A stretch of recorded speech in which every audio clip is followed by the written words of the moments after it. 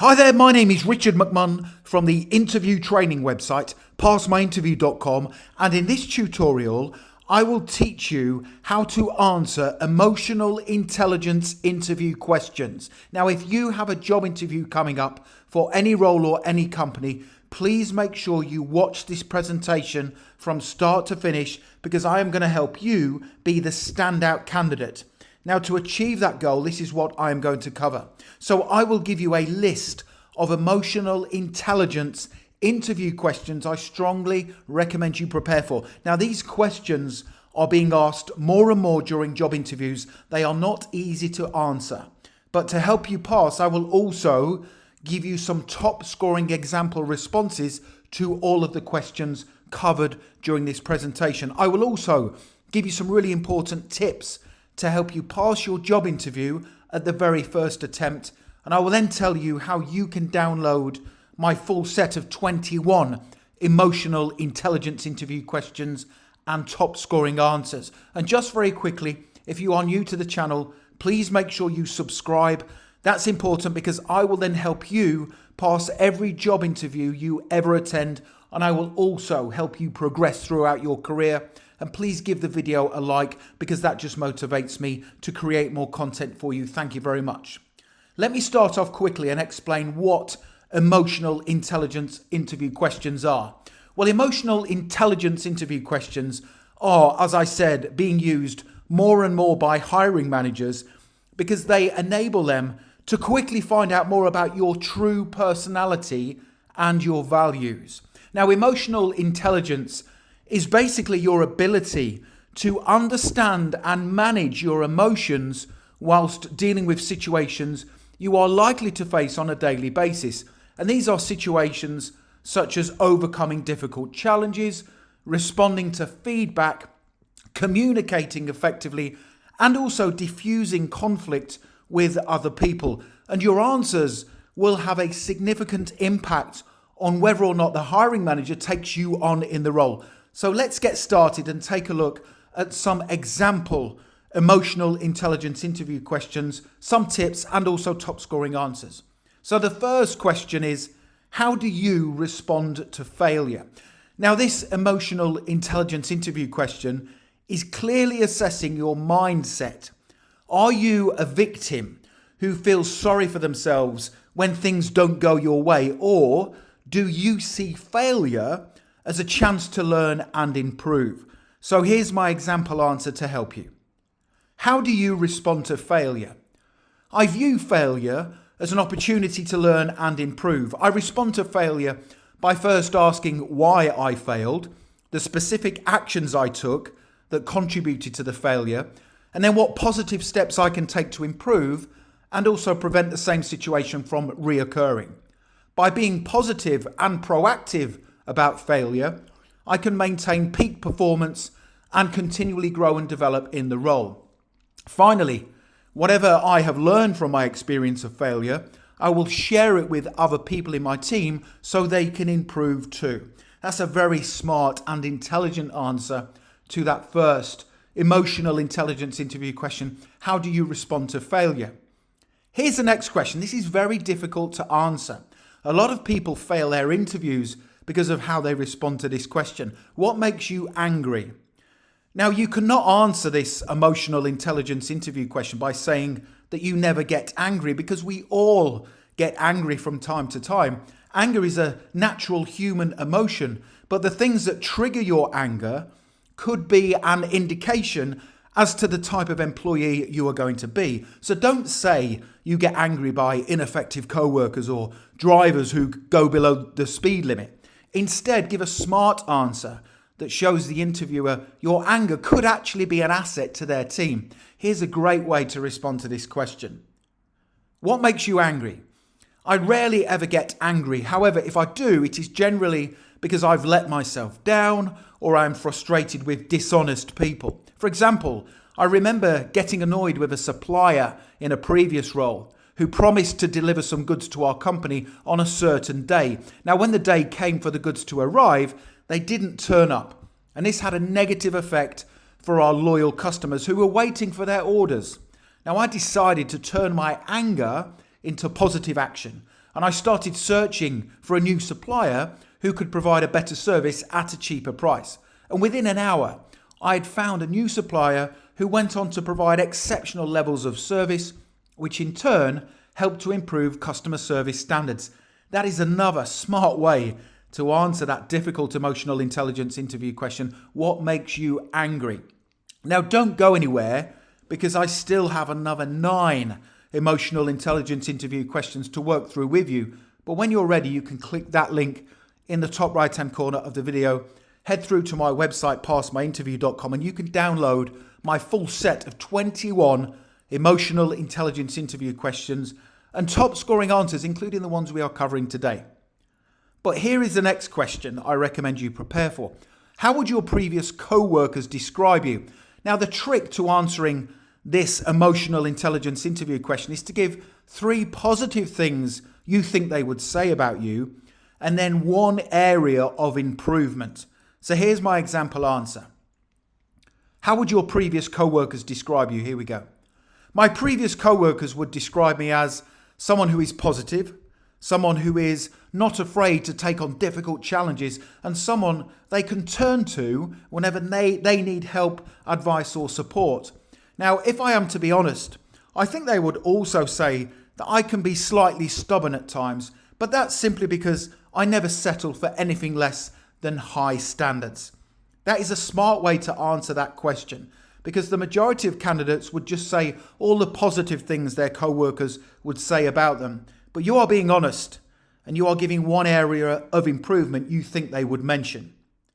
Here is the next question. Tell me about a time when you had to work closely with someone you didn't like.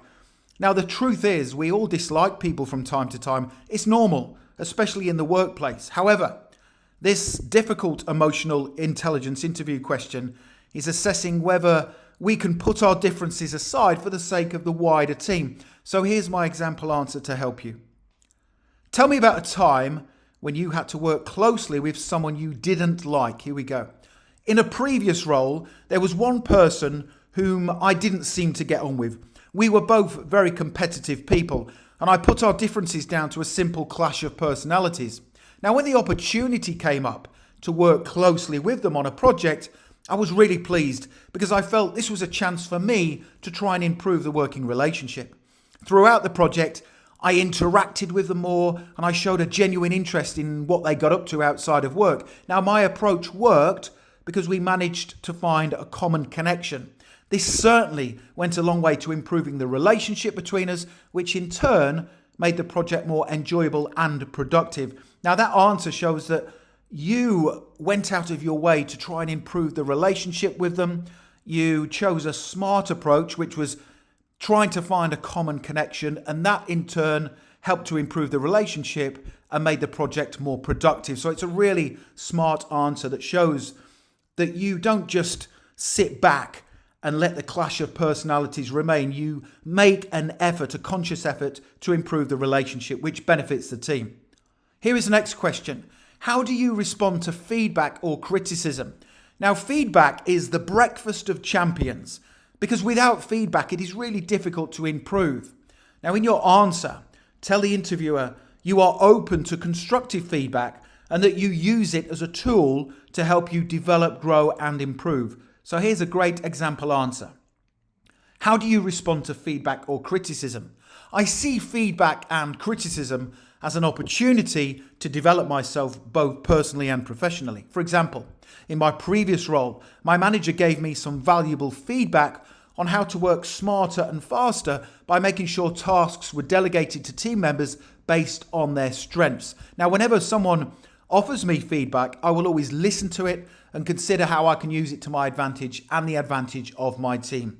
So that demonstrates someone who is smart and they do the right thing by listening to feedback. And what I also like about that answer is we are giving the interviewer an example of when we have taken on board feedback in a positive manner. The next emotional intelligence interview question is, how do your greatest strengths benefit you both at work and in your personal life? So this is different to the question, what are your strengths, where you just have to detail your strengths. This question goes a bit deeper. How do your greatest strengths benefit you both at work and in your personal life? So this question is assessing your awareness of your strengths and, more importantly, how they impact your daily life, both inside and outside of work. So in your answer, demonstrate an awareness of your strengths and how these can work to your and your employer's advantage. Here's a great example answer to help you. How do your greatest strengths benefit you, both at work and in your personal life? My greatest strengths include my positive mental attitude, my adaptability to change, and my trustworthiness. So my positive attitude means I always look forward and I try to see opportunities in every difficult situation. This means I lead a productive life where I am constantly working towards achieving personal and professional goals. My adaptability to change means I am always open to the latest trends and opportunities both inside and outside of work. And finally, my trustworthiness means I am a reliable employee inside of work who can be trusted to do a great job for the team. Outside of work, this means I can always build positive, long-lasting relationships with other people. That's a great way to answer that difficult interview question. Here's another one. This is hard as well. What areas do you need to improve on right now? So do not say you don't have any areas that you need to improve on. By being aware of the areas you need to develop means you will always be the type of employee who moves forward in their work and who can help the business to thrive. Now, the key here is to give improvement areas that won't affect your ability in the position. Here's another great example answer to help you. What areas do you need to improve on right now? Here we go. I need to improve my leadership skills. I've not formally led on a project yet, but this is something I most definitely want to experience in the future. I also need to improve my knowledge and understanding of the latest software packages that might be useful in this role. However, I don't feel my lack of experience or skill in either of these areas will hinder my performance simply because I am a fast learner. That's a great answer, a smart answer to that difficult interview question. What areas do you need to improve on right now? Here is another tricky emotional intelligence interview question that I recommend you prepare for. When you start a new job, how do you adapt to the different working environment?